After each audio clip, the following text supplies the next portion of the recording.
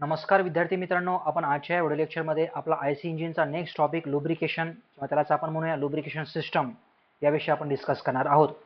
आता लुब्रिकेशन म्हणलं की आपण त्याच्यामध्ये वापरतो लुब्रिकेटिंग ऑइल, बरोबर. मग या आजच्या या व्हिडिओ लेक्चरची आउटलाईन काय असणार आहे बरं? लुब्रिकेटिंग ऑइल, ठीक आहे, लुब्रिकेटिंग ऑइल. मग ह्या लुब्रिकेटिंग ऑइल कुठल्या टाईपचे आपण लुब्रिकेटिंग ऑइल वापरतो, लुब्रिकेटिंग ऑइलच्या प्रॉपर्टीज कुठल्या असतात वेगवेगळ्या, त्या प्रॉपर्टीजमधल्या काही टर्मिनॉलॉजीज ज्या की आपल्याला एक्झामसाठी महत्त्वाच्या असतात. पॉवर पॉईंट असेल, फ्लॅश पॉईंट असेल, क्लाउड पॉईंट असेल, विस्कॉसिटी इंडेक्स असेल इत्यादी. त्याच टाईपमध्ये ह्या लुब्रिकेटिंग ऑइलचं डेझिग्नेशन आपण दोन डेझिग्नेशन बघूया, एसई आणि दुसरं एपीआय. तर या डेझिग्नेशनमध्ये काय असते ह्याचा मिनिंग तो आपण डिस्कस करणार आहोत. आणि त्याच पुढे आजच्या लेक्चरची मेन थीम जी असणार आहे ती असणार आहे हे लुब्रिकेशन सिस्टम्स. 2 स्ट्रोक इंजिन्स असेल की 4 स्ट्रोक इंजिन असेल, सिंगल सिलेंडर असू द्या की मल्टी सिलेंडर असू द्या, की यांच्यामध्ये कुठल्या टाईपचे वेगवेगळ्या लुब्रिकेशन सिस्टम्स आपण वापरतो, त्यांचं डिटेल्डमधली ॲनालिसिस, ठीक आहे, हे आपण डिस्कस करूया. त्यांचे ॲप्लिकेशन्स वगैरे सर्वच काही. त्यामध्ये ह्या लुब्रिकेशन सिस्टममध्ये असलेले काही कंपोनंट्स आणि त्या कंपोनंट्सची डिटेलिंग आपण डिस्कस करणार आहोत. कारण हा जो टॉपिक आहे लुब्रिकेशन म्हणा किंवा यामध्ये असलेलं लुब्रिकेटिंग ऑइल म्हणा, आपल्याला वेगवेगळ्या एक्झाम्सला युजफुल ठरतो आणि आपल्यालाही ह्या आपल्या एक्झामलाही विचारला गेलेला आहे तो. चला ठीक आहे, आपण करूया ह्या टॉपिकला सुरुवात. टॉपिकला सुरुवात करण्याच्या अगोदर एक थोडक्यात मी तुम्हाला वेगळ्या टाईपची एक आउटलाईन देतोय. बघा ह्या डायग्राममध्ये काय दिसतंय तुम्हाला, काहीतरी ग्राफिकल थोडक्यामध्ये अशा वेगवेगळ्या कॉलम थ्रू काहीतरी तुम्हाला एक्सप्लेनेशन दिसतंय. त्याच्यामध्ये जर आपण बघितलं तर आहे काय, आपण एक्झाम्पल 2 स्ट्रोक इंजिन असू द्या की 4 स्ट्रोक इंजिन असू द्या, सिंगल सिलेंडर की मल्टी सिलेंडर, ठीक आहे, लुब्रिकेशन सिस्टम असतं. पण त्याच्याही अगोदर लॉसेस किती होतात बरं कुठल्याही एखाद्या सिस्टममध्ये. आपण ह्याला इनपुट दिलं आहे बघा, फ्युएल एनर्जी किती आहे इथं, 100% इनपुट दिलं आहे. मग 100% इनपुट जर दिलं आपण तर 100% आउटपुटमध्ये कन्वर्ट होतं का, तर नाही. काहीच अमाऊंटमध्ये आपल्याला आउटपुटमध्ये कन्वर्ट झालेलं दिसून येतं. जसं की 15% ते 22%च्या रेंजमध्ये आपल्याला आउटपुटमध्ये कन्वर्ट झालेलं दिसून येतं. म्हणजे एक्झॅक्टली काय, तर तेवढीच एनर्जी 15 ते 22% मध्येच एनर्जी गाडीला पुढं ढकलण्याकरता, गाडीला मूव्ह करण्याकरता वापरली जाते. मग बाकीची एनर्जी गेली कुठं, बाकीची एनर्जी गेली वेगवेगळ्या लॉसेसमध्ये. आता सिम्पलेस्ट वेमध्ये हा एक हे प्रेझेंटेशन आहे. खरं तर ह्याची डिटेलिंग पुढच्या किंवा त्याच्या पुढच्या लेक्चरमध्ये होऊन येईल. तर ह्याच्यामध्ये कसं आहे की थर्मोडायनेमिक लॉसेस असतील किंवा आपण थोडं जर समअप केलं तर टोटल एनर्जी लॉसेस. मग त्या थर्मोडायनेमिक लॉसेसमध्ये कुठले लॉसेस असतात जनरली जर आपण बघितलं तर याच्यामध्ये आपल्याला काही एक्झॉस्ट एमिशन्समध्ये लॉसेस झालेले दिसून येतात. कूलिंगमध्ये सुद्धा लॉसेस म्हणजे काय बरं एक्झॅक्टली. आता हीट एनर्जी इथं किती आहे, 100% आहे असं आपण ॲज्युम करूया. हीट एनर्जी 100% आहे. ते हीट एनर्जी पूर्ण जशास तसं वापरली जाते का गाडीला पुढे ढकलण्यासाठी, बिलकुल नाही. मग ह्याच्यामध्ये आपण बघतो की एक्झॉस्ट, टू व्हीलरमधनं 4 व्हीलरमधनं जो एक्झॉस्ट येतो तो गरम असतो. म्हणजे ती एक एनर्जीच आहे जी की आपण एन्व्हायरमेंटमध्ये फेकून देत असतो. तो झाला लॉस आपला एक्झॉस्टच्या माध्यमातून. तसंच कूलिंग मीडियम आपण वापरतो वेगवेगळे, एअर कूलिंग असेल किंवा ऑइल कूलिंग असेल किंवा आणखी वेगवेगळ्या टाईपच्या कूलिंग सिस्टम्स असतील. कशासाठी वापरतो बरं कूलिंग सिस्टम्स, की इंजिन असू द्या किंवा इंजिनचे सभोवतालचे पार्ट्स त्यांना एका प्रॉपर टेम्परेचर रेंजमध्ये आपल्याला ऑपरेट करायचं असते, बरोबर. जास्त टेम्परेचरला आपण ऑपरेट करू शकत नाही कारण तिथं वेगवेगळे प्रॉब्लेम्स तयार होऊ शकतात. वेगवेगळ्या प्रॉब्लेम्समध्ये प्री इग्निशनचे कॉन्सेप्ट्स म्हणा किंवा मग बरेचसे पॉईंट्स आहेत त्याच्यामध्ये, ते कूलिंग सिस्टममध्ये घेतलं जाईल आपल्याला. मी घेईल ते मला ते. तर तिथं सुद्धा आपल्याला त्या इंजिन पार्ट्सची एनर्जी आपण ॲब्झॉर्ब करून घेतो त्या कूलंटच्या माध्यमातून. मग आपला तो लॉसच आहे ना, बरोबर ना. चला पुढे मग आता मेकॅनिकल पॉवर आहे आपल्याकडे, किती राहिली आता इथं 38% राहिली. मग ह्या मेकॅनिकल पॉवर्स मधली काही अमाऊंटमधली एनर्जी इथं वापरली गेली आणि बाकीचे सगळे लॉसेस, असं असतं बघा हे. जसं की बघूया आपण याच्यामध्ये फ्रिक्शन लॉसेस बरेचसे असतात, एअर ड्रॅगमुळे तयार होणारे लॉसेस. नुसतं आपण एरोडायनॅमिकली एखाद्या 4 व्हीलरला किंवा पुढच्या सेगमेंटच्या काही गाड्यांना आपण डिझाईन करण्याचा प्रयत्न करत असतो. त्याच टाईपमध्ये जर बघितलं आपण फ्रिक्शन लॉसेसमध्ये इंजिनमध्ये काही अमाऊंटमध्ये लॉसेस दिसून येतात. ज्यावेळेस पॉवर आपण ट्रान्समिट करतो क्रँकशाफ्टपासून, बरोबर ना, अप टू द डिफरन्शियल किंवा अप टू द रिअर ॲक्झल, तर वेगवेगळे लॉसेस ट्रान्समिशनमधले. त्याच टाईपमध्ये रोलिंग रेजिस्टन्स असणारे हा टायरच्या चाकांमुळे तयार झालेला रेजिस्टन्स, ब्रेकिंग ॲक्शनमध्ये होणारे लॉसेस, आता हे एरोडायनॅमिक लॉसेस इत्यादी लॉसेस मिळून आपल्याला आउटपुट जे भेटतं ना ते कमी असतं बघा. बस मला एवढं सांगायचं याच्यामध्ये, ठीक आहे. चला, आपल्या आजच्या लेक्चरची जी मेन थीम आहे ते आहे आपलं लुब्रिकेशन. बरं कुठं लुब्रिकेशनची गरज असते बरं आपल्याला, लुब्रिकेशन कुठं लागतं आपल्याला, लुब्रिकेशन लागतं कुठं बरं एक्झॅक्टली. बघा वेगवेगळ्या ठिकाणी लुब्रिकेशन कुठं लागतं आपल्याला. एक्झाम्पल पिस्टन आणि सिलेंडर हे दोघांचं कॉम्बिनेशन आहे इथं, तर लुब्रिकेशन मस्ट आहे, क्रिटिकल आहे आपलं हे, ठीक आहे, दोघांच्या मध्ये. लागतंच लागतं. एक्झाम्पल पुढे जर सांगायचं असेल तर मेन क्रँकशाफ्ट बेरिंग माहिती आहे आपल्याला. मेन क्रँकशाफ्ट बेरिंग साईडला असतात बघा, जी की रोलर बेरिंग नसते. एक्झाम्पल हा जर क्रँकशाफ्ट असेल तर इकडं क्रँकशाफ्ट रेस्ट आहे, इकडं क्रँकशाफ्ट रेस्ट आहे. ही बेरिंग आहे बघा इथे, ही बेरिंग आहे अशी, हायड्रोडायनामिक बेरिंग. तिथं लुब्रिकेशन लागतंच लागतं आपल्याला कंपल्सरी. नंतर आपण कनेक्टिंग रॉडचं छोटं एंड आणि मोठं मोठं एंड, कनेक्टिंग रॉडचं मोठं एंड आणि छोटं एंड इथं आपल्याला लागतंच लागतं, हे कंपल्सरी. ठीक आहे. पुढे आपल्याला आयसी इंजिनमध्ये फोकस करतोय आपण. एक्झाम्पल माहिती आहे आपल्याला, कॅम असेल किंवा कॅम शाफ्ट असेल. मी शॉर्ट ॲब्रिव्हिएशन्स लिहितोय जेणेकरून आपल्या इथं अननेसरी टाइम जाणार नाही. ॲज युजल कॅमशाफ्ट असेल किंवा त्याच्या करस्पॉन्डिंग बेरिंग्ज असतील ना. जर कॅमशाफ्ट असतो त्याच्या डोक्यावरती इंजिनच्या, मग तो कॅमशाफ्ट कुठंतरी रेस्ट असेलच ना, मग त्याच्या करस्पॉन्डिंग त्याच्या बेरिंग्ज असतील, तिथे आपल्याला लागतं लुब्रिकेशन कंपल्सरी. पुढे या आता कॅमशाफ्टच्या बाजूला या आयसी इंजिनवरती तुम्ही जर इमॅजिन करत असाल तर तुम्ही जर पुढे आले तर तिथं वॉल्स असतात वेगवेगळ्या, किंवा वॉल्स असतात, वॉल ऑपरेटिंग मेकॅनिझम असेल, वॉलला ऑपरेट करण्यासाठीच्या स्प्रिंग्ज असतील, तिथं आपल्याला लागतं हे लुब्रिकेशन.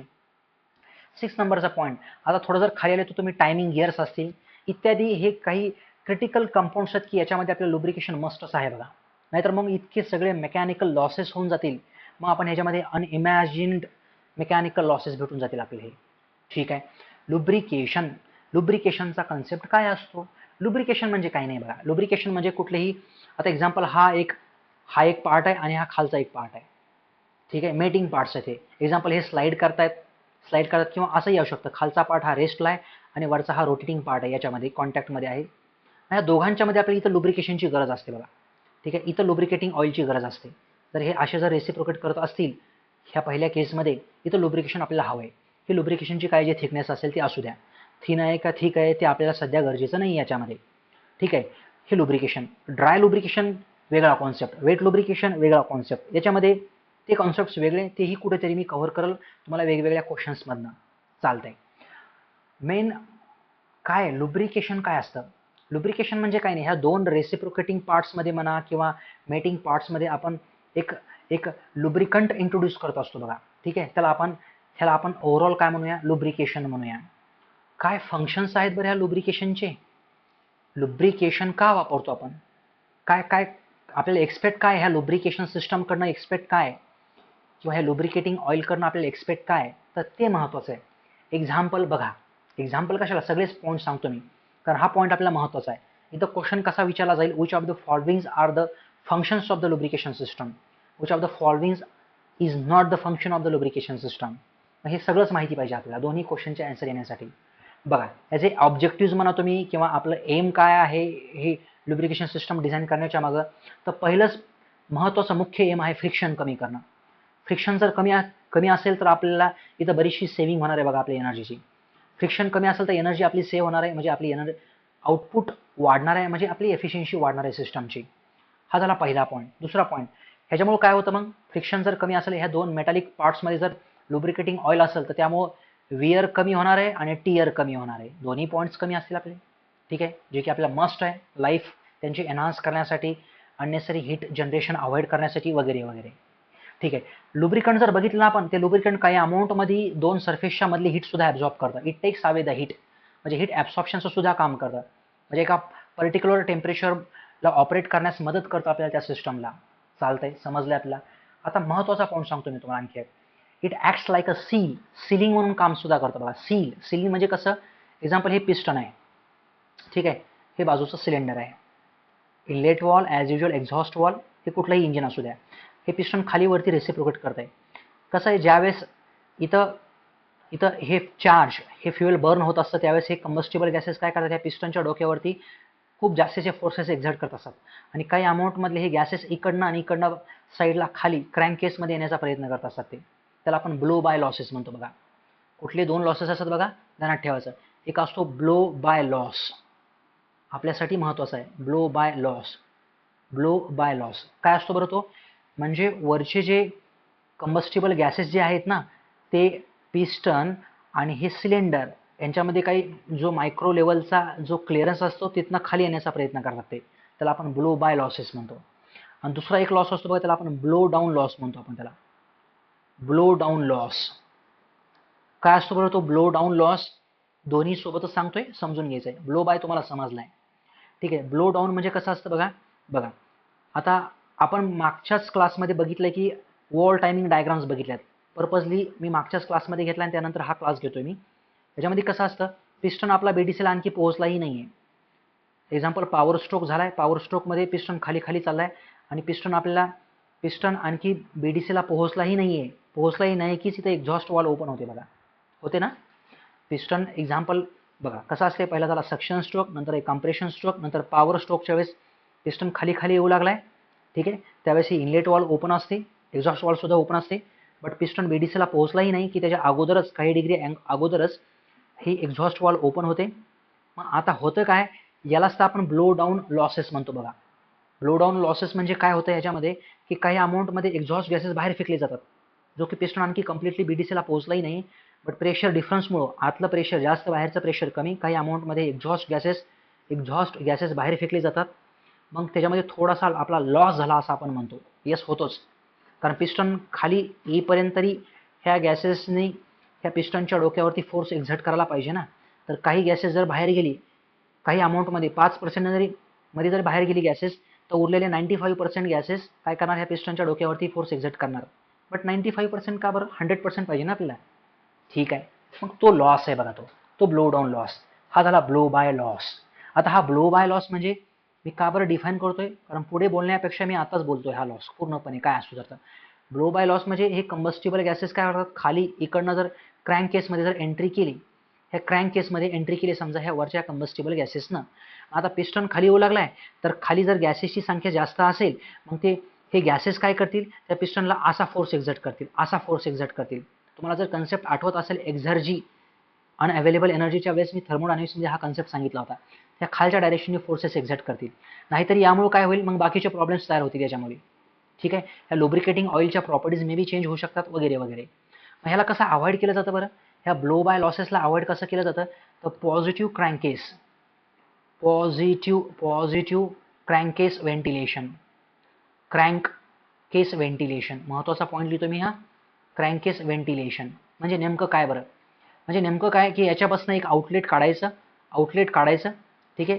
ते गॅसेसला घेईल, हे एक्झॉस्ट कंबस्टिबल गॅसेसला घेईल आणि त्या एंट्रीला पाठवेल. ते कशाच्या एंट्रीला, इनलेट मॅन्युफोल्डला हे कनेक्शन दिलेलं असतं बघा. असं हे म्हणजे इथं गॅसेसची संख्या कमी, हे हॉट गॅसेस, हे कंबस्टिबल गॅसेस आपण इनलेट मॅन्युफोल्डमध्ये पाठवतो आणि या टाईपमध्ये आपलं हे पॉझिटिव्ह क्रँकेस व्हेंटिलेशन जे की ब्लो बाय लॉसेस कमी करण्यासाठी वापरतो असं आपण म्हणूया इथं. ठीक आहे. It acts like a seal म्हणून काम करतं ते. आता सीलिंग कसं काम करतं, एक्झाम्पल इथं पिस्टन आहे, इथं हे सिलेंडर आहे. ह्याच्या दोघांच्या मध्ये काय असतं बरं, आपण बघतो ना पिस्टनवरती generally 2 compression ring, 1 piston ring असते बघा. कम्प्रेशन रिंगचा पर्पज काय असतो, सीलिंग म्हणूनच. ते एक्झॉस्ट कंबस्टिबल गॅसेसला खाली नाही येऊन देणार.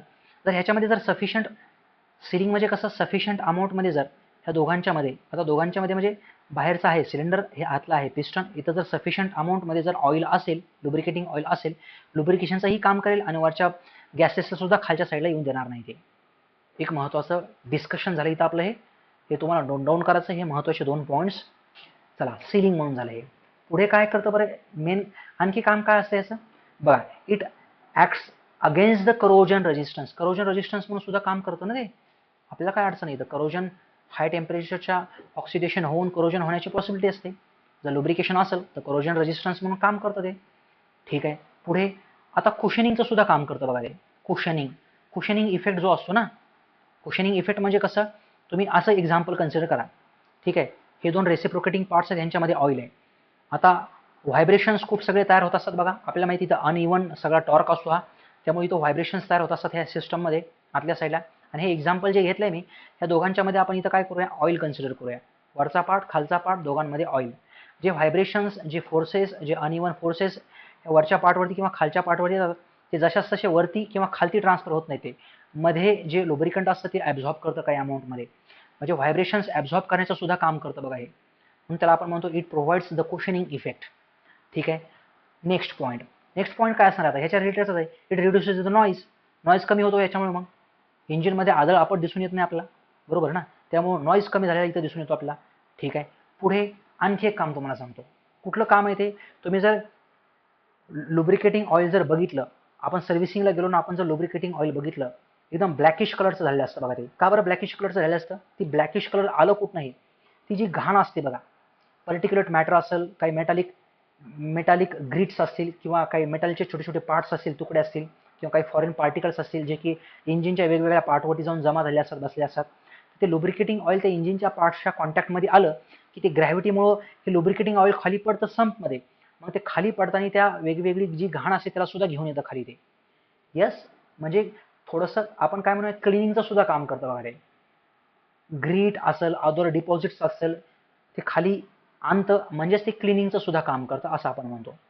ठीक आहे, पुढे आता पुढे काय, हे आपलं हे ऑब्जेक्टिव्ह आहेत हे आपल्या लुब्रिकेशन सिस्टमचे. आपण एक्सपेक्ट करतो की एवढे कामं ह्यांनी करायला पाहिजेत. ठीक आहे, चला पुढे. आता ह्याच्यामध्ये आपण लुब्रिकंट्स कुठल्या कुठल्या टाईपचे वापरतो हे डिस्कस करूया थोडक्यामध्ये. Types of लुब्रिकंट्स.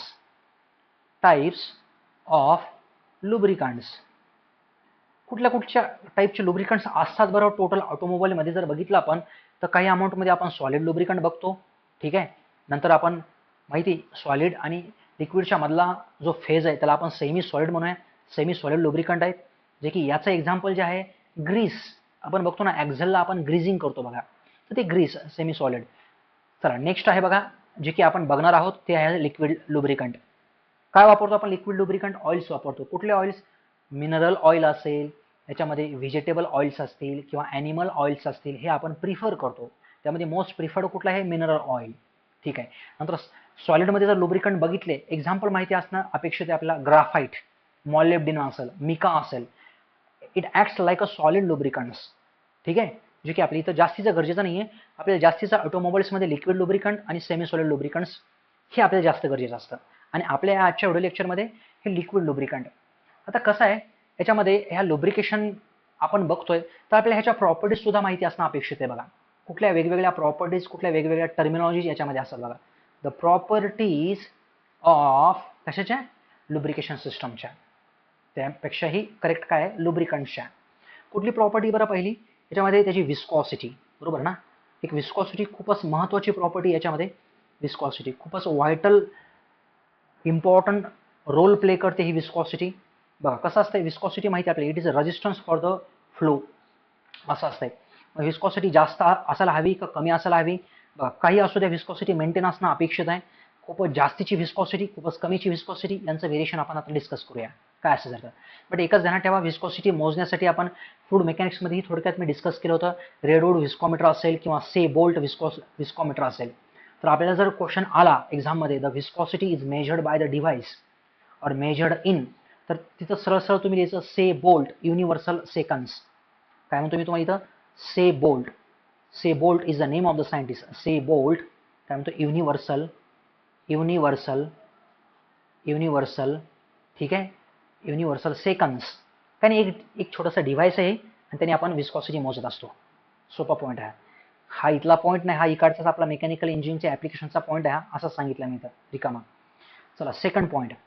कसं याच्यामध्ये आता महत्त्वाचं आपल्याकडे आहे विस्कॉसिटी इंडेक्स. काय असतं बरं विस्कॉसिटी इंडेक्स? आपल्याला माहिती आहे टेम्परेचर वाढलं तर विस्कॉसिटी हे जे म्यू आहे, लिक्विडची विस्कॉसिटी काय होते? कमी होते.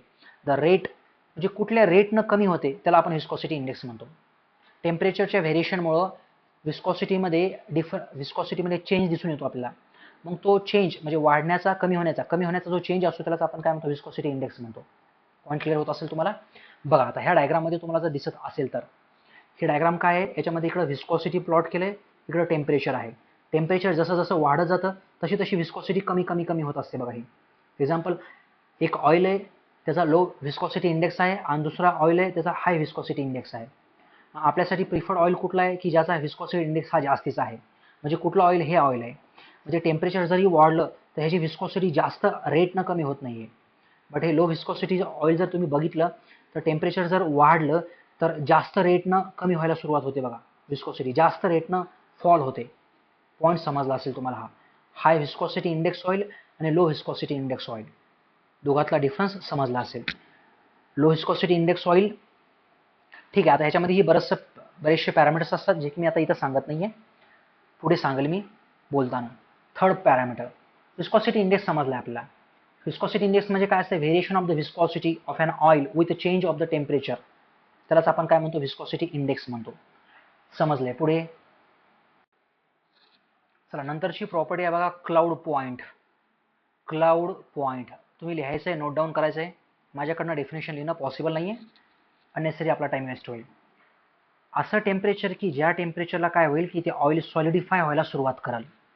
असं टेम्परेचर की ज्या टेम्परेचरला ते ऑइल जे की लिक्विड स्टेटमध्ये असतं ते सॉलिडिफिकेशनकडे जाईल, ते सॉलिडिफाय व्हायला होण्यास सुरुवात कराल, ते त्याला आपण काय म्हणतो, क्लाउड पॉईंट म्हणतो. ठीक आहे. असं पाहिजे का आपल्याला? नाही पाहिजे. कसं पाहिजे क्लाउड पॉईंट?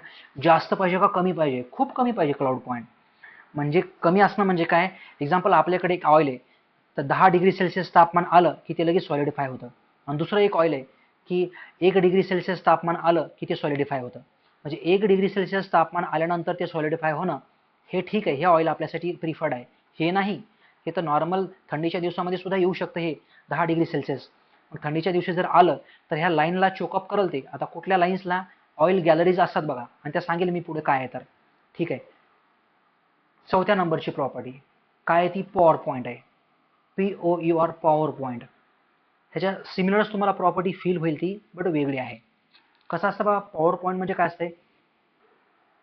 असं टेम्परेचर की ज्या टेम्परेचरपेक्षा जर आपण खाली गेलोत, ठीक आहे, असं टेम्परेचर की ज्या टेम्परेचरपेक्षा आपण खाली गेलोत की तिथं ऑइल फ्लो करत नाही. आणखी एकदा वेगळ्या लँग्वेजमध्ये बोलतोय थोडंसं.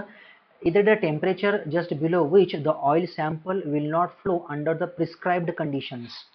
म्हणजे कसं, एक्झाम्पल, एक अशी ट्यूब घ्या, त्यामध्ये ऑइल टाका तुम्ही असं हे, ठीक आहे, आणि आपण ह्या ऑइलचं टेम्परेचर कमी केलंय आणि एक टेम्परेचर असं रीच झालंय की एक्झाम्पल किती डिग्री सेल्सिअस घ्या तुम्ही? 20 डिग्री सेल्सिअस घ्या. आता तुम्ही 20 डिग्री सेल्सिअसपेक्षा थोडंही खाली टेम्परेचर कमी केलं आणि ह्या ट्यूबला जर तुम्ही असं हॉरिझॉन्टल केलं तर 5 सेकंदाकरता, कमीत कमी 5 सेकंदाकरता त्या ऑइलची मुवमेंटच आपल्याला दिसून येत नाही. मी असं नाही म्हणत की ते सॉलिडिफाय झालं, नाही, सॉलिडिफाय नाही झालं. ते असं एक टेम्परेचर की ज्या टेम्परेचरच्या खाली ऑइल फ्लो नाही. बस त्याला आपण पॉवर पॉईंट असते. सर क्लाउड पॉईंट आणि पॉवर पॉईंट एकच का? तर बिलकुल नाही. इथं सॉलिडिफिकेशनचा कॉन्सेप्ट आहे हा. ऑइल हे एकदम घट्ट होऊन बसतं ऑइल हे जागेवरतीच. पॉवर पॉईंट म्हणजे ऑइल हे लिक्विड स्टेटमध्येच आहे, बट त्याचं टेम्परेचर तापमान कमी आहे. म्हणजे 5 सेकंदाकरता ती फ्लो होणारच नाही त्या ट्यूबला जर मी हॉरिझॉन्टल केलं तर. तो आहे आपला पॉवर पॉईंट. चला नेक्स्ट कॉन्सेप्ट आहे, त्याला आपण म्हणतो फ्लॅश पॉईंट. जो तुम्ही अगोदर सुद्धा आपण डिस्कस केला आहे बघा, फ्लॅश पॉईंट. आपण डिस्कस केला होता फ्लॅश पॉईंट फ्युएलच्या बाबतीत. तर आता हा फ्लॅश पॉईंट इथं आपण डिस्कस करूया. फ्लॅश पॉईंट म्हणजे काय असतं बघा, एकदम लोएस्ट टेम्परेचर की ज्या टेम्परेचरला ऑइल काय करतं, व्हेपोराइज होतं. व्हेपोराइज होऊन, आता एक्झाम्पल हे ऑइल आहे, त्या ऑइलला आपण काय केलं, हीट केलं, आणि असं कमीत कमी टेम्परेचर की ज्या टेम्परेचरला काय होऊ लागले की त्या ऑइलचं व्हेपोरायझेशन होऊ लागले आणि सभोवतालच्या एअर सोबत ते ऑइल मिक्स होऊ लागले. ठीक आहे. तो आपला फ्लॅश पॉईंट असतो बघा ऑइलचा.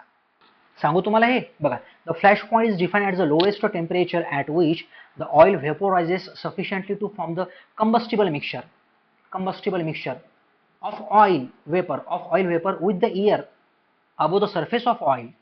That concept is nothing but the flash point. बघा आता पुढं कॉन्सेप्ट काय याचा.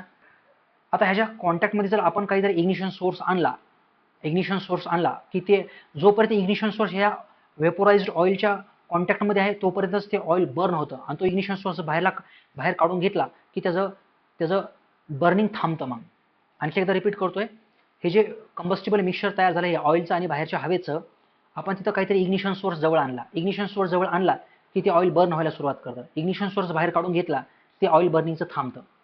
त्याला आपण फ्लॅश झाल्यासारखं, लाईट चालू बंद होणं हा प्रकार जो आहे त्याप्रमाणेच हे नॉमेनक्लेचर आहे, फ्लॅश पॉईंट.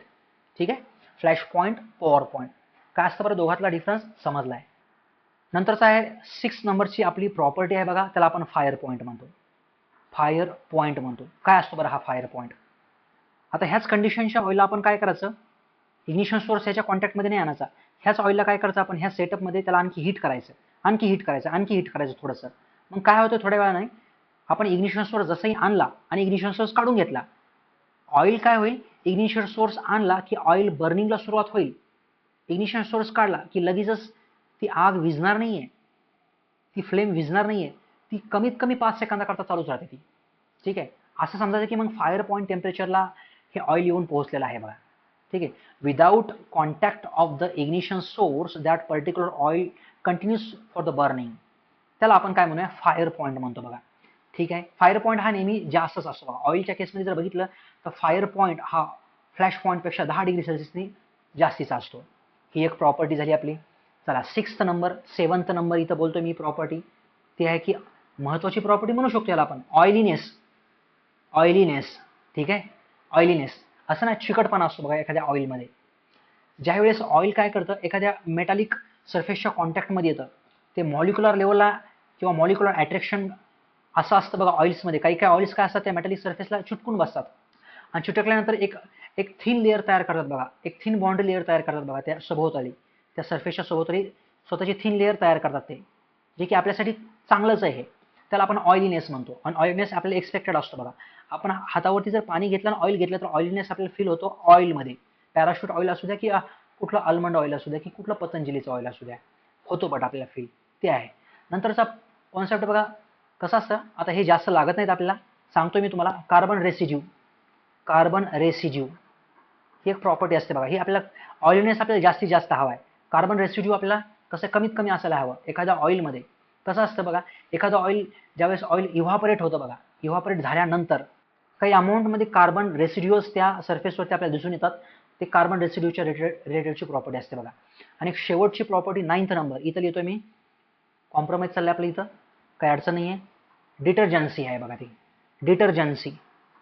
डिटर्जन्सी म्हणजे काय बरं, ही सगळ्यात शेवटची. डिटर्जंट माहिती ना आपल्याला, त्याच्या रिलेटेड आहे बघा ही डिटर्जन्सी.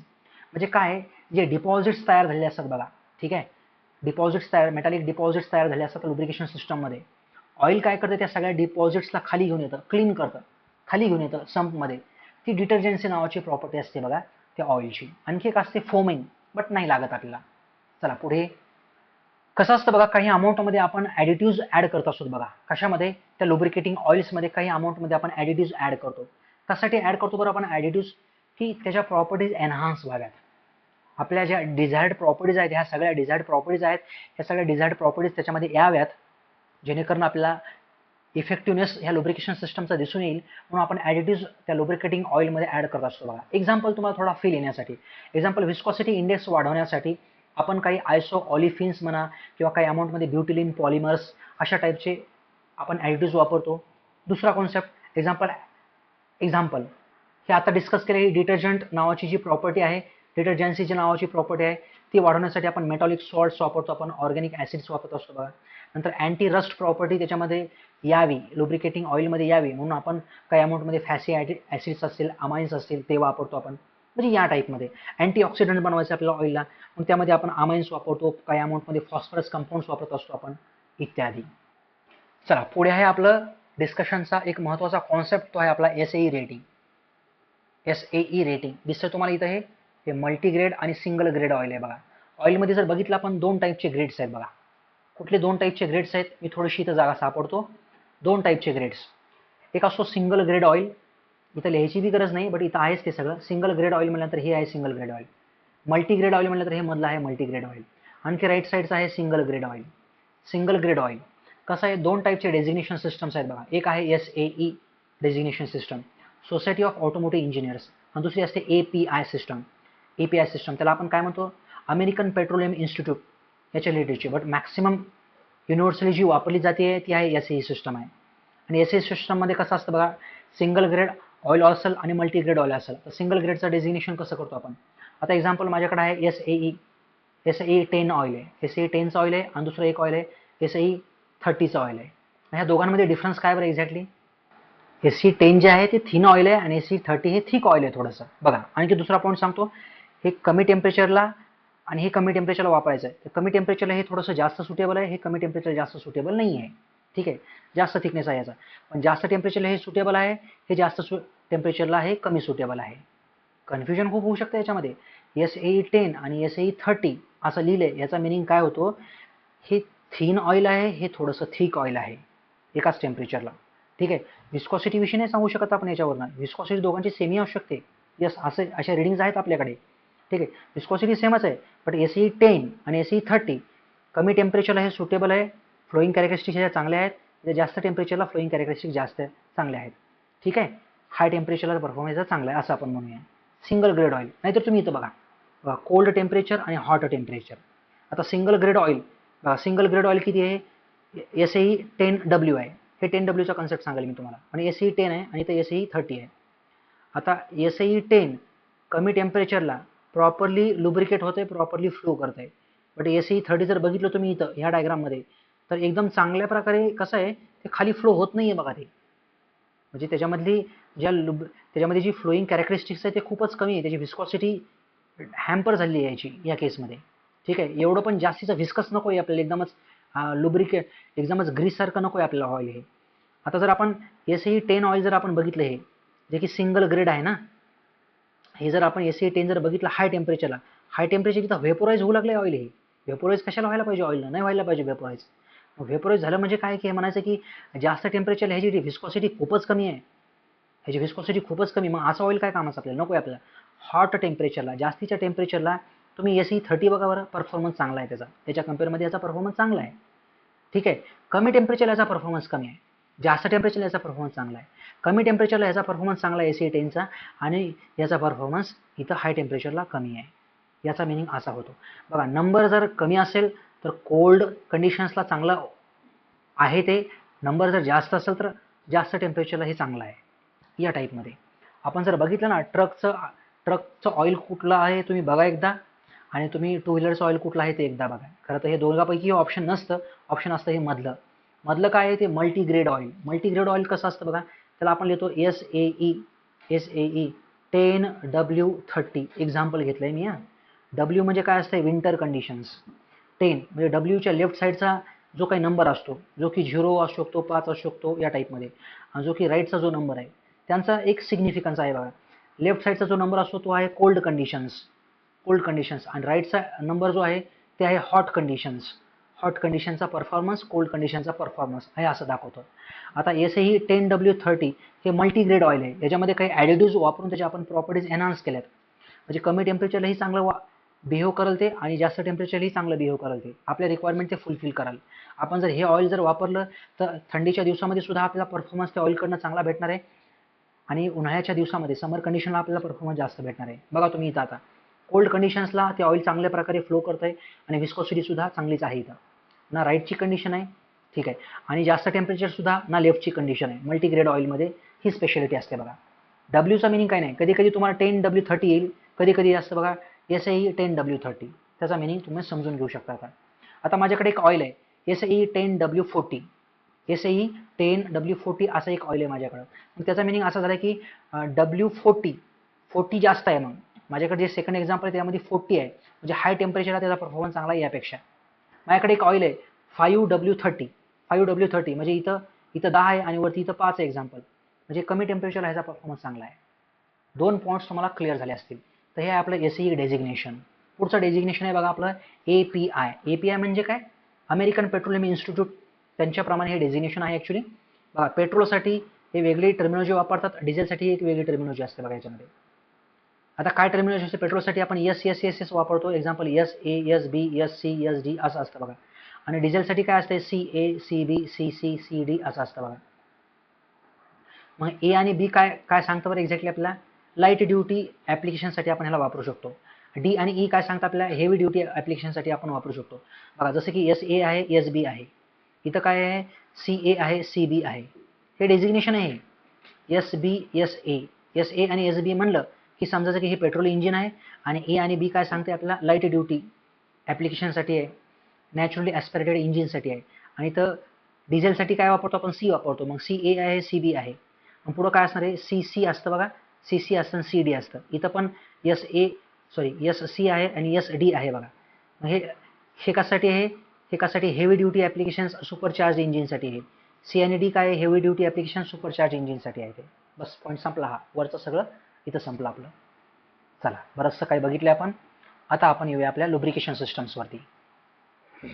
चला या डिस्कशन नंतर आपण आता टाईप्स बघूया लुब्रिकेशन सिस्टमचे. एक तुम्ही कन्फ्युजन नसायला हवं तुम्हाला. यामध्ये कसं आहे, लुब्रिकेटिंग ऑइल वेगळं असतं बघा, ब्रेक ऑइल वेगळं असतं बघा. ब्रेक ऑइलसाठीचं डेजिग्नेशन सुद्धा वेगळं असतं. आपण डॉट्स ऑइल प्रिफर करतो, .3 .4 .5 ते वेगळं असतं, डिपार्टमेंट ऑफ ट्रान्सपोर्टेशन. चला ठीक आहे, चला पुढे आपण डिस्कस करूया आता लुब्रिकेशन सिस्टम्स, त्याचे टाईप्स कुठले कुठले आहेत. तर त्यासाठी आपल्याकडे एक व्हिडिओ सुद्धा आहे, तुम्हाला खूप चांगलं क्लॅरिफिकेशन इथं दिसून येईल. चला इकडे आपल्याकडे स्पेस बऱ्यापैकी आहे, काही अडचण नाही आहे. आपल्याकडं बघतोय आपण मिस्ट लुब्रिकेशन सिस्टम असतं बघा, मिस्ट. ठीक आहे. दुसरा टाईप आहे आपल्याकडं, तो आहे ऑटोल्यूब. ऑटोल्यूब लुब्रिकेशन सिस्टम आहे. थर्ड जो आहे आपल्याकडं तो आहे वेट संप. वेट संप लुब्रिकेशन सिस्टम. त्या वेट संपमध्ये सुद्धा टाईप्स आहेत. कुठले टाईप्स आहेत वेट संपमध्ये, जे की आपण बघणार आहोत. माहिती असेल तुम्हाला स्प्लॅश लुब्रिकेशन सिस्टम, तो याचा टाईप आहे. तो एक्झाम्पल पहिला टाईप झाला. दुसरा टाईप आहे स्प्लॅश आणि प्रेशर, दोघांचं कॉम्बिनेशन. आपल्या लेफ्टला तीच डायग्राम दिसते. Splash splash and pressure lubrication system आहे. नंतरचा टाईप जो असतो बघा, यस कुठला आहे, फुल्ली प्रेशराइज्ड असतं बघा ते. त्याला आपण फुल्ली प्रेशर फीड सिस्टम सुद्धा म्हणतो. Fully pressure feed lubrication system. आणि फोर्थ मी घेतो आपल्या ह्या मेन क्लासिफिकेशनमध्ये, तो आहे आपला ड्राय संप लुब्रिकेशन सिस्टम. ड्राय संप, जे की आपण रेसिंग कार्समध्ये बघतो बघा हा. तर आपण सुरुवात करतोय बघा मिस्ट लुब्रिकेशन सिस्टम. कुठे वापरतो बरं हा मिस्ट लुब्रिकेशन सिस्टमचा प्रकार आपण. चला याला थोडंसं मी खाली घेतो इथं. मिस्ट लुब्रिकेशन सिस्टम आपला पहिला प्रकार आहे हा, मिस्ट लुब्रिकेशन सिस्टम. आपण याला प्रिफर करतो बघा 2 स्ट्रोक पेट्रोल इंजिनमध्ये. त्यामध्ये करतो काय आपण बघा, तुम्ही स्कूटर्समध्ये बघा, त्यामध्ये करतो काय आपण की पेट्रोल सोबतच आपण काही अमाऊंटमध्ये ऑइल आपण त्यामध्ये ॲड करत असतो बघा. 2 ते 3% पर्यंत आपण त्याच्यामध्ये ऑइल ॲड करतो. मग ते काय करतं, ते ऑइल आतमध्ये जातं, ते पेट्रोल सोबत कंबशन चेंबरमध्ये एंट्री करतं. मग कंबशन चेंबरमध्ये असलेलं पेट्रोल बर्न होत असतं बघा. पेट्रोल बर्न झाल्यानंतर ऑइल बर्न होत नाही, ऑइल तिथंच थांबतं. ते त्या पिस्टनच्या डोक्यावरती, पिस्टनच्या साईडला, त्या त्या त्या एरियामध्ये ते कॉन्टॅक्टमध्ये येऊन जातं आणि लुब्रिकेशन देऊन टाकतं बघा त्या रेसिप्रोकेटिंग पार्ट्सला. पॉईंट समजला असेल तुम्हाला. मग हे मिस्ट लुब्रिकेशन सिस्टम सगळ्याच पार्ट्सला लुब्रिकेशन प्रोव्हाइड करतं का, तर नाही. कुठे कुठे प्रोव्हाइड करतं ते, एक्झाम्पल सिलेंडरला प्रोव्हाइड करतं, पिस्टनला प्रोव्हाइड करतं ते. त्यामध्ये तुम्ही पिस्टन रिंग्स म्हणा, कनेक्टिंग रॉड्स म्हणा, ठीक आहे, क्रँकेज थ्रू, हे सगळं यांना लुब्रिकेशन ते प्रोव्हाइड करतं. बरोबर. But what about the rest parts, बाकीच्या पार्ट्सला आपल्याला जर लुब्रिकेशन प्रोव्हाइड करायचा असेल तर आपल्याला एक सेपरेट लुब्रिकेशन सिस्टमच वापरावी लागेल इथं. मग कारण ज्या ठिकाणी पेट्रोल आणि ऑइल पोहोचणार नाही त्या ठिकाणी आपल्याला लुब्रिकेशन तर द्यावंच लागेल ना. मग त्या ठिकाणी आपल्याला काय करावं लागेल, सेपरेट लुब्रिकेशन वापरा तुम्ही. ह्याचे काही ॲडव्हान्टेजेस आहेत, याचे काही डिसॲडव्हान्टेजेस आहेत. बघा मिस्ट लुब्रिकेशन सिस्टमचे ॲडव्हान्टेजेस तुम्हाला लगेचच समजून येईल. हे ॲडव्हान्टेजेस एकदमच सोपं आहे बरं. हे इकॉनॉमिकल आहे, चीप आहे, मोठे मोठे पंप्स नाही त्याच्यामध्ये, बाकीचं काहीच नाही. बाकीचे डायग्राम बघा, ह्याचे डायग्राम पण नाही आपल्याकडं, सगळ्यांनाच माहिती. ह्याच्यामध्ये काही ऑइल पंप वगैरे लागतो का, बिलकुल लागत नाही. पहिला ॲडव्हान्टेज काय सांगितलं मी तुम्हाला, एकदम इकॉनॉमिकल आहे, चीप आहे. दुसरा काय, याच्यामध्ये कुठला ऑइल पंप नाही लागत, कुठला फिल्टर नाही लागत याच्यामध्ये, किंवा काही ऑइल कॅरिंग पाईप्स लागत नाहीत आपल्याला, ऑइल लाईन्स लागत नाहीत, हे दिसतात आपल्या इथं अशा.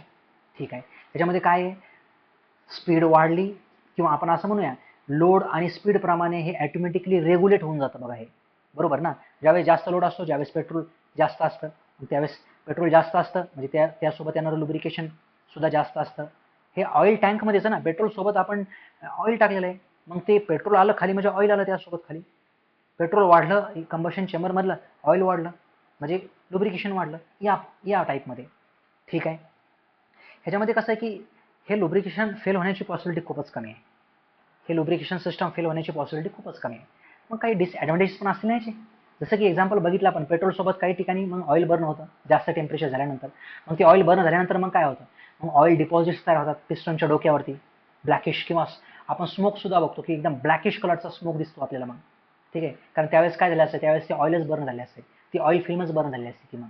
ठीक आहे. हा त्याचा डिसॲडव्हान्टेज. आणखी आपण बघतो ना, मागच्याच क्लासमध्ये आपण फॉलिंग बघितलं बघा, स्पार्क प्लगवरती, इलेक्ट्रोडवरती काय डिपॉझिट्स तयार झाले असतात, कार्बन डिपॉझिट असेल किंवा मग बाकीचे काही डिपॉझिट्स.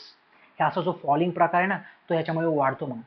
कारण ते इंजिन ऑइल बर्न झाल्यामुळे त्यापासनं निघणारे काही फॉलिंग फॅक्टर्स ते डिपॉझिट होत असतात त्याच्यावरती. डिपॉझिट्स ते त्या पर्टिक्युलर इलेक्ट्रोडवरती, ग्राउंड इलेक्ट्रोडवरती किंवा सेंट्रल इलेक्ट्रोडवरती डिपॉझिट होत असतात ते. त्यामुळे मग मेंटेनन्स कॉस्ट वाढली आपली इथं.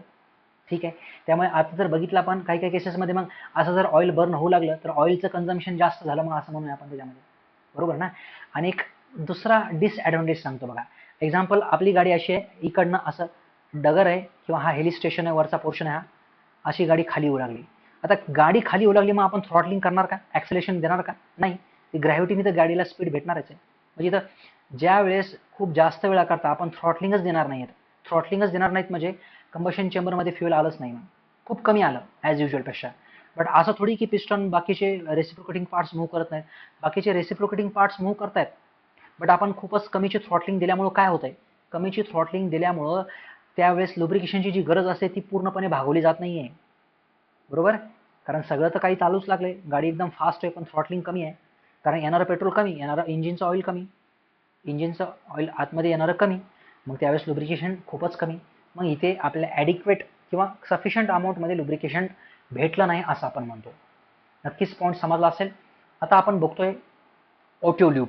मिस्ट बोललोय मी, ऑटोल्यूब सुद्धा याची डायग्राम नाही आपल्याकडे, गरजेची सुद्धा नाही आहे, कारण डायग्राम काय असणार आहे, काय असतं ह्या ऑटोल्यूबमध्ये, काय नाही. याची थोडीशी ॲडव्हान्समेंट आहे बघा. ही तुम्ही जर बघितलं काही गाड्यामध्ये यामा RX 100मध्ये आहे, ठीक आहे. एक एक्झाम्पल, ऑटोल्यूबमध्ये कसं असतं बघा, काय नाही, एका ठिकाणी एक ऑइल स्टोरेज छोटासा टँक असतं, त्यामध्ये ऑइल स्टोअर केलं असतं आणि ते आपण ऑइल आतमध्ये क्रँकेसच्या आतमध्ये ऑइल स्प्रे बसवतो आणि ऑइल स्प्रेच्या मदतीने आपण म्हणजे ऑइल स्प्रे केलं जातं बघा. एका ठिकाणी ऑइल स्टोअर केलं जातं, ते ऑइल स्प्रेच्या मदतीने आपण स्प्रे करतो आतल्या पार्ट्सला, ते असतं बघा ऑटोल्यूब सिस्टम आहे बघा. हे याच्यापेक्षा तर खूपच चांगलं सुपिरियर आहे ते, असं आपण म्हणूया या केसमध्ये, ठीक आहे. खूप कमी ठिकाणी तुम्हाला हे टाईप्स लुब्रिकेशनचा दिसून येईल. महत्त्वाचा टाईप आहे आपला खालचा आता, वेट संप लुब्रिकेशन सिस्टम. कधी ध्यान ठेवा, वेट संप म्हणजे की संपमध्ये सफिशियंट अमाऊंटमध्ये ऑइल असतं बघा.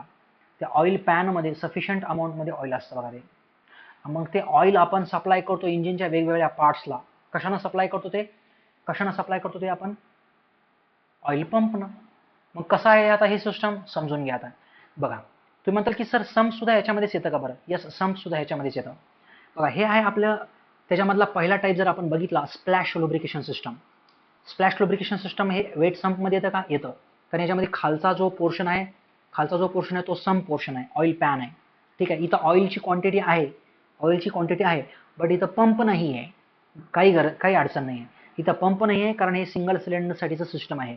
बट मल्टी सिलेंडर तुम्हाला असे पंप्स दिसतील, असे खाली इथं ऑइल पंप दिसतोय तुम्हाला, आणखी खाली बघा तुम्ही ऑइल पंप दिसतोय, आणखी खाली असे ऑइल पंप्स आहेत इथे. म्हणजे इथे ऑइल पंप नाही, बस एवढंच. बट हे वेट संपचाच टाईप आहे. स्प्लॅश म्हणजे काय होतं बघा, स्प्लॅशमध्ये होतं काय एक्झॅक्टली बघा. स्प्लॅश लुब्रिकेशन सिस्टममध्ये हे जनरली स्मॉल कॅपॅसिटीच्या 4 स्ट्रोक इंजिनला मॉडरेट स्पीड म्हणा, त्यासाठी हे प्रिफर्ड आहे बघा. हे काय म्हणतो मी, small capacity 4 stroke engines with moderate speed, त्यासाठी आपण ह्याला प्रिफर करतो.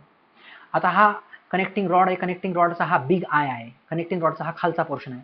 तिथे काय बसवलं, इथे एक स्कूप बसवला आहे, स्कूप चमचा म्हणा तुम्ही त्याला. इथं हा या टाईपमध्ये हा शेप आहे, हा स्कूप बसवला आहे.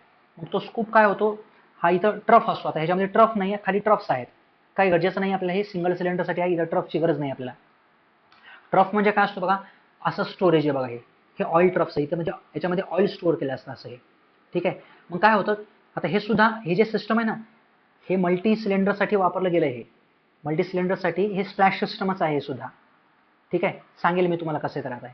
आता स्प्लॅश सिस्टम कसं आहे, आता हे त्याच्या अगोदर हे ज्यावेळेस पिस्टन हा BDCला आलेला असतो, हाय स्पीडमध्ये काय होतंय की हा जो स्कूप आहे तो ऑइल भरतो आणि असं वरती ज्यावेळेस कनेक्टिंग रॉड वरती मूव्ह करायला लागतो, त्यावेळेस त्यातलं ऑइल त्या ॲक्सेलरेशनमुळं वरती फेकलं जातं आतल्या साईडनं त्या इंजिन्स पार्ट्सला, ठीक आहे. इथंही तसंच तुम्ही इमॅजिन करा. आता त्या स्कूपमध्ये हे लुब्रिकेटिंग ऑइल आपण घेतो त्या स्कूपमध्ये आणि असं वरती फेकतो. हातामध्ये आपण ऑइल घ्यायचं आणि वरती फेकायचं, हातामध्ये घ्यायचं आणि वरती फेकायचं, त्या टाईपचा हा प्रकार आहे, ठीक आहे. ज्यावेळेस BDCला पिस्टन येतो त्यावेळेस ते ऑइल भरलं जातं आणि वरती मूव्ह होताना तो पिस्टन ते ऑइल वरती फेकलं जातं, कारण हे ॲक्सेलरेशन आहे, युनिफॉर्म वेलॉसिटीने थोडी मूव्ह होऊ लागलं हे सगळं काही. सो या टाईपमध्ये ह्याला आपण म्हणतो स्प्लॅशिंग करणं, म्हणजे फेकणं, आपल्या साईडनं फेकणं. दोन्ही एकाच टाईपच्या डायग्राम्स आहेत, फक्त इथं डिझाईन वेगवेगळे आहे त्या स्कोपची, म्हणून मी ह्या 2 डायग्राम सिलेक्ट केल्या. आता आणखी स्प्लॅश सिस्टम बघा इथं कसं आहे. तर आता ह्याच्यामध्ये कसं आहे, ह्याच्यामध्ये काय दाखवलं, एकच पिस्टन सिलेंडर अरेंजमेंट दाखवली, बाकी इथं हा क्रँकशाफ्ट आहे, कनेक्टिंग रॉड आहे बघा. कनेक्टिंग रॉड म्हणा हा इथून पुढं असणार आहे आणि हा एकच कॉमन क्रँकशाफ्ट आहे. ह्याच्या इथल्या ह्या मेन बेरिंग्ज आहेत बघा, ठीक आहे. इकडच्या ह्या मेन बेरिंग्ज आहेत, मी तुम्हाला अगोदर वरती सांगत होतो. आणि याच्यामध्ये इथे स्कूप्स आहेत, आहे प्रत्येक इंजिनच्या खाली एक स्कूप आहे असा इथे असणार आहे. आता इथं कनेक्टिंग रॉड दाखवला नाही, इथं नाही दाखवला, काही अडचण नाही आहे. हे ऑइल ट्रफ्स आहे, त्यामध्ये ऑइल स्टोअर आहे. आता तुम्ही म्हणताल सर इथं पंप आहे, पंप कशासाठी आहे, ही लेवल मेंटेन होण्यासाठी. ह्या ऑइल ट्रफ्समध्ये सफिशियंट अमाऊंटमध्ये ऑइल असलं पाहिजे ना, नाहीतर मग काय होणार आहे, सफिशियंट ऑइल सप्लाय होणार नाही आतल्या कंपोनंट्सला. हे आहे स्प्लॅशर, असा आहे स्प्लॅश, ठीक आहे. आणि ह्याच्यामध्ये प्रेशर मेंटेन करण्यासाठी इथं जास्तीची गरज पडत नाही, तरी आपल्याकडं इथं ऑइल प्रेशर गेज आहे. सो हे आहे आपलं स्प्लॅश लुब्रिकेशन सिस्टम. चला नेक्स्ट आपण बघूया. आता हे स्प्लॅश बघितलं आपण. आता बघूया आपण स्प्लॅश आणि प्रेशर दोघांचं कॉम्बिनेशन. आपल्या समोरची जी डायग्राम आहे ना, ही स्प्लॅश आणि प्रेशर आहे बघा. हे आहे नुसतं स्प्लॅश आणि हे आहे कॉम्बिनेशन आहे splash, SPLAS, splash and pressure lubrication system आहे. मग यामध्ये काय होतं, हे स्प्लॅशर तर इथं आहेच आहे, ठीक आहे, जे की इथं दाखवलं नाही क्लिअरली. इथं हे ऑइल ट्रफ्स आहेत, असे काही अडचण नाही याच्यामध्ये. आणि त्याच टाईपमध्ये सायमल्टेनियसली इथं एक ॲडिशनल पाईप्स तुम्हाला दिसतं. हा पाईप दिसतो, ह्या पाईप थ्रू हे लुब्रिकंट्स जाईल. आतमध्ये ऑइल गॅलरीज असतील. ऑइल गॅलरीज म्हणजे आतमधनं होल्स असतील त्या क्रँकशाफ्टला, कनेक्टिंग रॉडला, आणि मग त्या होल्स थ्रू ते ऑइल रिक्वायर्ड पार्ट्सला आपण प्रोव्हाइड करत असतो बघा. ठीक आहे. ज्या ठिकाणी कॉम्प्लेक्स ठिकाणी स्प्लॅशनी आपण ऑइल ज्या ठिकाणी पोहोचू शकत नाही, त्या कॉम्प्लेक्स पोर्शनमध्ये यानं आपण ऑइल पोहोचू शकतो बघा. कसं आहे, ही जी स्प्लॅश सिस्टम जी आहे ना वरची, ती सफिशियंट नाही आहे. ही ज्या ठिकाणी लोड्स खूप जास्तीचे असतात आणि आपल्याला हेवी लुब्रिकेशनची गरज असते, त्या ठिकाणी ही सफिशियंट नाही ठरत. म्हणून आपण स्प्लॅश आणि प्रेशर फीड सिस्टम आपण वापरतो. मग याने काय होतं की सोप्या सोप्या पार्ट्सला स्प्लॅशनी लुब्रिकेशन प्रोव्हाइड केलं जातं आणि बाकीच्या काही इंट्रिकेट पार्ट्सला ह्या ऑइल पंपनं, डेडिकेटेड ऑइल लाईन्सनं, ऑइल गॅलरीजनं हे लुब्रिकेशन प्रोव्हाइड केलं जातं. आता थोडासा फील येण्यासाठी वेट संप लुब्रिकेशन सिस्टम काय असते हे तुम्ही समजून घ्या व्हिडिओ थ्रू. आता हे मल्टी सिलेंडर इंजिनच आहे. फक्त ह्या व्हिडिओमध्ये फक्त त्यांनी एका सिलेंडरची आणि एका एका सिस्टमचीच ॲनालिसिस केली आहे बघा. तुम्ही असं इमेजिन करा की ह्याच्या बाजूला एक सिलेंडर, ह्याच्या बाजूला एक, ह्याच्या बाजूला एक. हे मल्टी सिलेंडर इनलाईन इंजिन आहे असं तुम्ही समजून घ्या. हे खूप कॉम्प्लेक्स सिस्टम आहे. हे सगळी कॉम्प्लेक्सिटी अवॉइड करण्यासाठी ह्या साईटवरती ह्या व्हिडिओनं खूप सिम्पलेस्ट वेमध्ये हे लुब्रिकेशन सिस्टम आपल्या इथं डिफाईन करून दिली आहे.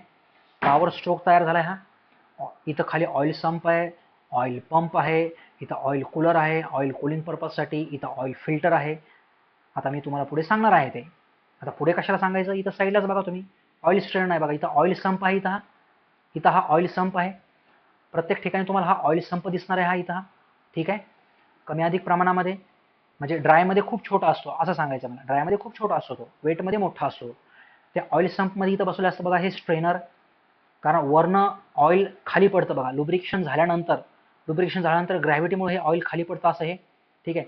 नंतर ते ऑइल दुसऱ्या सायकलसाठी वापरण्यासाठी त्याला आपण वारंवार वापरतो नेक्स्ट सायकलसाठी, म्हणून आपण इथं स्ट्रेनरनी त्याला आपण थोडंसं त्याच्यातल्या इम्प्युरिटीज आपण इथं चोकअप करून ठेवतो. आपण घाण येऊन देत नाहीत. नंतर ऑइल पंपने सफिशियंट प्रेशरनं त्याला वरती प्रेशराईज करून पाठवत असतो बघा ह्या सिस्टममध्ये. आता ह्या सिस्टममध्ये कसं असतं बघा, ऑइल स्ट्रेनर तर इथंही आहे कंपल्सरी. ऑइल पंप आहे. ऑइल पंप काय करतो, सक्शन तयार करतो. सभोवतालचं ऑइल स्ट्रेनर थ्रू आतमध्ये घेतलं जातं आणि त्या ऑइल लाईन्समधनं रिक्वायर्ड पोर्शन्सला ते ऑइल प्रोव्हाइड केलं जातं. आणि त्याच टाईपमध्ये ह्या पोर्शनला म्हणजे हा जो आपला ऑइल ट्रफ्स आहे तिथंही ऑइल प्रोव्हाइड केलं जातं. हे सिस्टममध्ये असं असतं बघा. आणि ऑइल प्रेशर गेज कशासाठी की त्या लाईन्समधलं प्रेशर सफिशियंट मेंटेन व्हावं म्हणून त्याच्या चेकिंगसाठी, जेणेकरून जास्तीचंही प्रेशर नको आहे, कमीचंही प्रेशर नको आहे, एकदम एक्सेस प्रेशरमुळे ॲडिशनल प्रॉब्लेम्स तयार होतील ते अवॉइड करण्यासाठी आपल्याकडे ऑइल प्रेशर गेज आहे बघा. हे सगळंच काही हे सिस्टम तुम्ही ह्या व्हिडिओ थ्रू तुम्ही समजून घेऊ शकता. ह्याच्यामध्ये दाखवलं आहे आणि हे बघा लुब्रिकेशन सिस्टम आहे. One of the best video म्हणलं तरी चालेल याला. मल्टी सिलेंडर ही कॉम्प्लेक्सिटी अवॉइड करण्यासाठी फक्त एकच सिस्टम आपण याच्यामध्ये बघतोय. त्यांची advertises support this channel, one of the best channel आहे. फ्रीली आपल्याला व्हिडिओज देतात इतक्या बेस्ट क्वालिटीचे. हे आहे आपलं संप. यामध्ये आलं हे लुब्रिकेटिंग ऑइल. काय जो ग्रेड असेल तर असू द्या.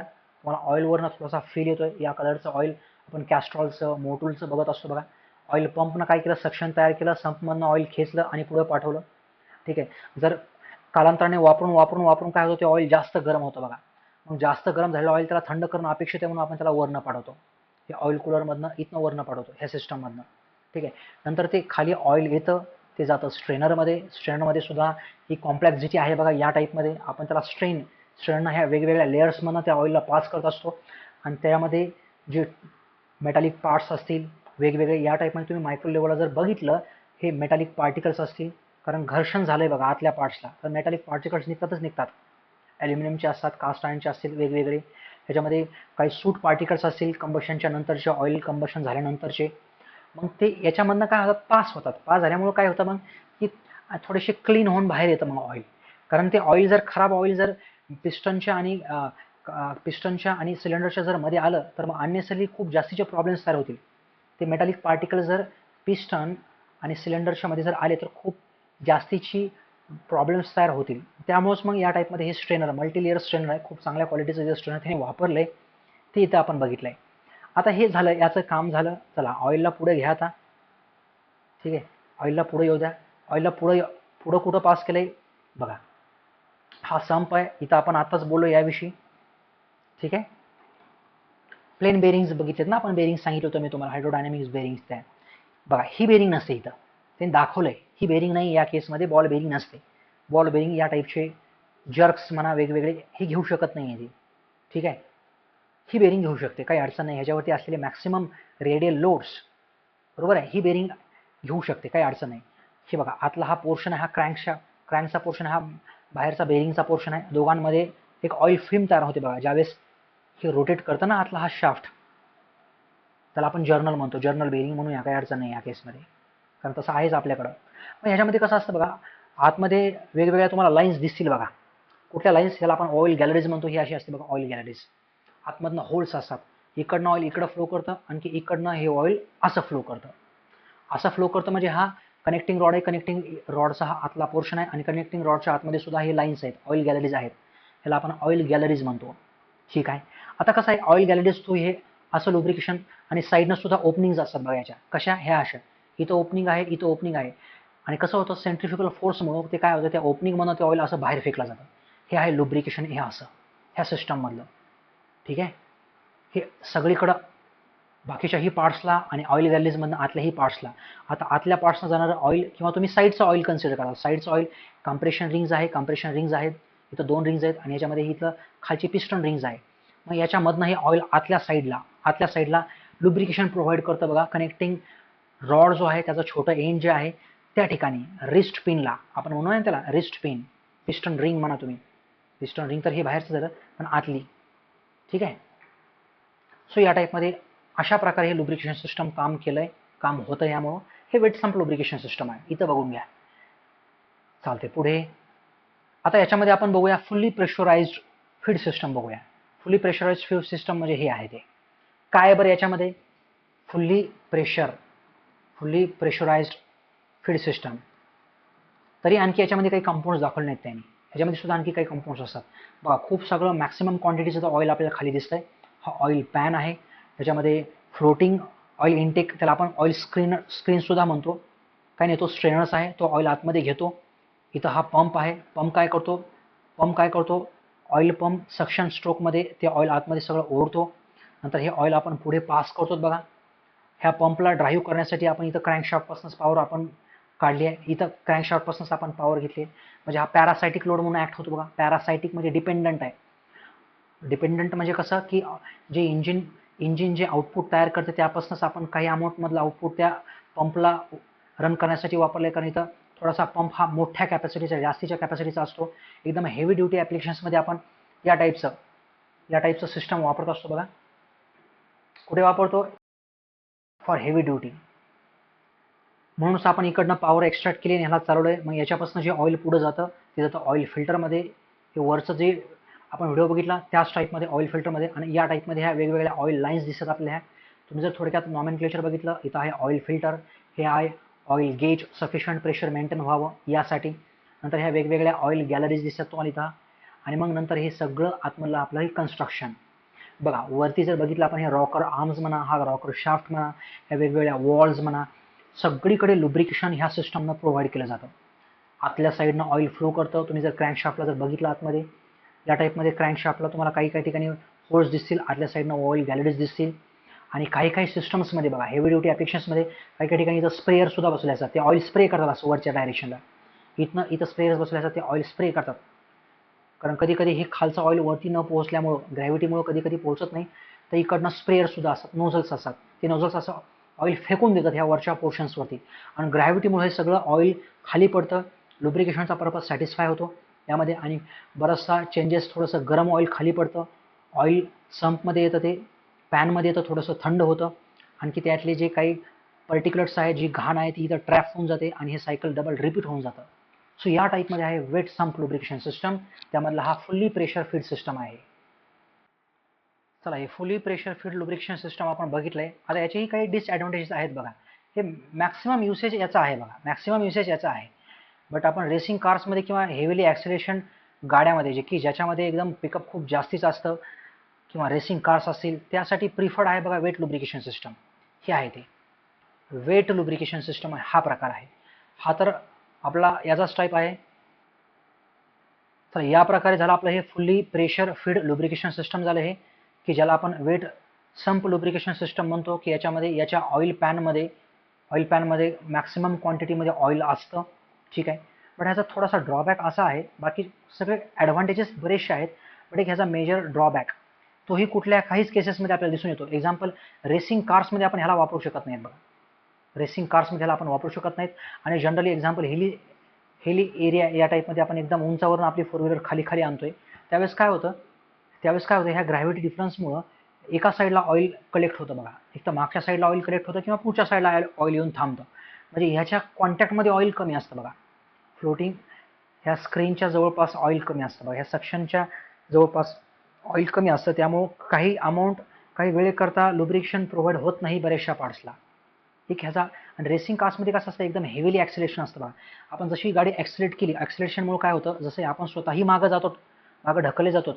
ठीक आहे. त्याच टाईपमध्ये ऑइलसुद्धा मागच्या डायरेक्शनला ढकललं जातं हे. ठीक आहे. आणि त्या ड्युरेशनमध्ये जी की गरज असते बघा लुब्रिकेशनची, ती फुलफिल होत नाही. हाच डिसॲडव्हान्टेज ओव्हरकम करण्यासाठी आपल्याकडं आहे ड्राय संप लुब्रिकेशन सिस्टम. ह्याला म्हणूया आपण ड्राय संप लुब्रिकेशन सिस्टम. तर ध्यान ठेवायचं, ड्राय संप लुब्रिकेशन सिस्टममध्ये पंप 2 असतात बघा. 2 पंप्स, 2 पंप असतात याच्यामध्ये. आता पंप 2 आले की याचा मिनिंग काय झाला, की ही थोडीशी सिस्टम कॉम्प्लेक्स बनते आणि कॉस्टलियर असते. यस, हे दोन्ही पॉईंट्स करेक्ट आहेत याच्या बाबतीत. आता याच्यामध्ये बाकीचे काही पार्ट्स दाखवले नाहीत. ही एक डायग्राम मला इथं भेटली ऑनलाईन. त्याच्यापेक्षा ही आणखी एक होती चांगल्या प्रकारची डायग्राम, बट ती तर थोडीशी कॉम्प्लेक्सिटी वाढली असती, त्यामुळे याच्यावरनं चांगलं समजेल तुम्हाला. आता ड्राय संपमध्ये कसं असतंय, आता ह्याने तरी संप जास्त दाखवला, तर मी तर संप असं एवढाच दाखवेल, एवढाच टँक दाखवतो मी असा. एकदम छोटू टँक दाखवायचा हा. ह्या छोटू टँकमध्ये एकदम कमीच ऑइल कमी. ड्राय संपमध्ये इथं कसं आहे, ऑइल पॅन आहे, हा ऑइल संप आहे. त्याच्यामध्ये बऱ्यापैकी मॅक्सिमम क्वांटिटीमध्ये ऑइल असतं, याच्यामध्ये खूप कमी क्वांटिटीमध्ये ऑइल असतं. इथे खूप कमी क्वांटिटीमध्ये ऑइल असतं. आता हे टुवर्ड्स द बेरिंग म्हणल्यानंतर आपल्या इकडे सिस्टम हे आपलं आहे बघा. हे पिस्टन सिलेंडर अरेंजमेंट इकडे आहे, एकदम पिस्टन सिलेंडर. ही अरेंजमेंट इथं जशी इथं ही अरेंजमेंट आहे ना, ही अरेंजमेंट जशी इथं आहे ना, तशी इथं ही अरेंजमेंट आहे आपली सगळी. ठीक आहे. आता ह्याच्यामध्ये कसं आहे, 2 पंपमध्ये एक पंप मुख्यतः जो की स्कॅव्हेंजिंग पंप प्रिफरेबली वापरला जातो. वरनं जसं हे ऑइल इथं ऑइल पॅनमध्ये पडतं, ह्या ड्राय स्नॅपमध्ये ऑइल पडतं, खूप कमी पडत असतं. किती पडू द्या, काही अडचण नाही आपल्याला, किती पडू द्या ऑइल याच्यामध्ये. ते ऑइल पडलं की स्कॅव्हेंजिंग पंप काय करतो, त्या ऑइलला घेतो, सक्शन स्ट्रेनर एकदा इथं स्ट्रेन करतो त्याला, कारण इथं सक्शन तयार झाले असते. स्कॅव्हेंजिंग पंपची कॅपॅसिटी जास्त असते बघा, म्हणून आपण इथं स्कॅव्हेंजिंग पंप वापरतो आणि इथं रेग्युलर पंप वापरतो, काही अडचण नाही आपल्याला. मग असे 2 पंप याचे बनतात. स्कॅव्हेंजिंग पंप पुढे त्याला ढकलतो, आणखी एकदा इथं स्ट्रेनरमधनं पास करतो. मोठे मोठे ऑब्स्टॅकल्स जे असतील, पर्टिक्युलर मॅटर असतील, मोठी घाण इथं अडकून बसते, छोटी घाण इथं अडकून बसते.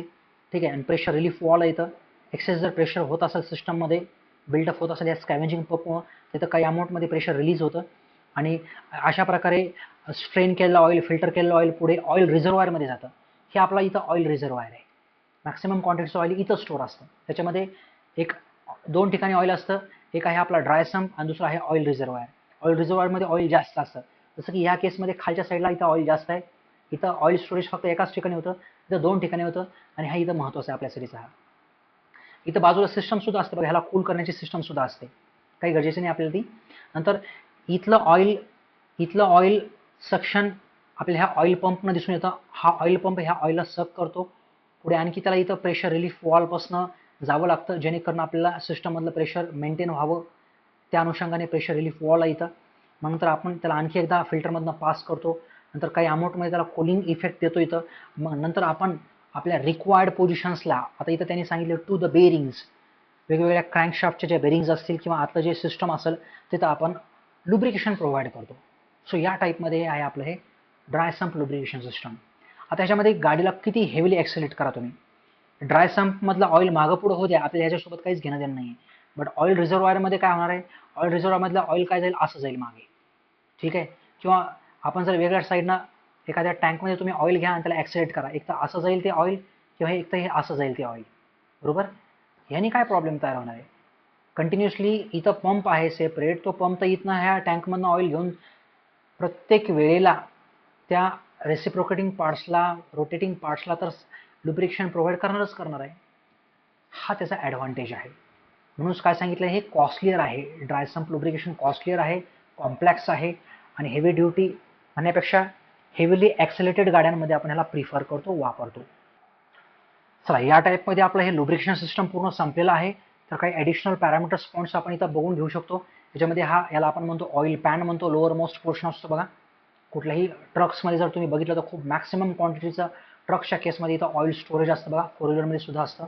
हा आहे ऑइल स्ट्रेनर, किंवा तुम्ही याला आणखी वेगळं नाव वापरलं आपण इथं तर आपण स्क्रीनही म्हणू शकता, बट हे ऑइल फिल्टर आपल्याला सरळ सरळ दिसतंय. आणि ह्या लुब्रिकेशन सिस्टममध्ये 2 टाईपचे पंप्स वापरतो बघा आपण. एक असतो बघा गिअर पंप वापरू शकतो आपण, नाही तर रोटर पंप इथं वापरतो आपण सरळ सरळ.